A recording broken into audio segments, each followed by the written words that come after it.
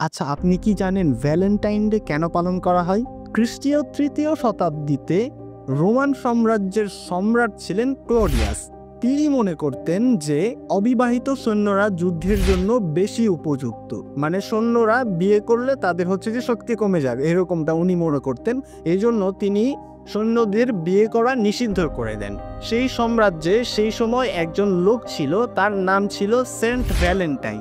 সে মূলত এক প্রকারের সাধু ছিলেন।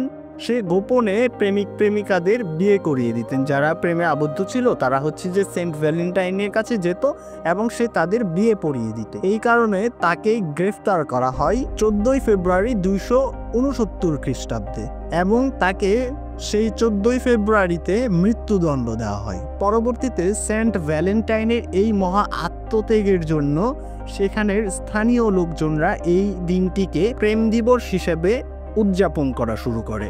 তারপর আস্তে আস্তে এটা ইউরোপ থেকে সারা বিশ্বে ছড়িয়ে পড়ে। সেই সময় এই দিনটিকে উদযাপন করার জন্য আসলে খুব বেশি আয়োজন করা হতো না।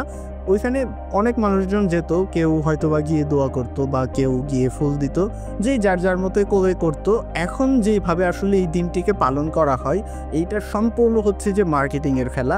মার্কেটিংয়ের মাধ্যমে বোঝানো হয়েছে যে এটা করবেন এটা করবেন, এভাবে হচ্ছে যে পুরো দেশে ছড়িয়েছে এবং ফুল সহ বিভিন্ন ধরনের জিনিস, সব ধরনের বিজনেসই এই দিনটিতে প্রায় 50% বেড়ে যায়।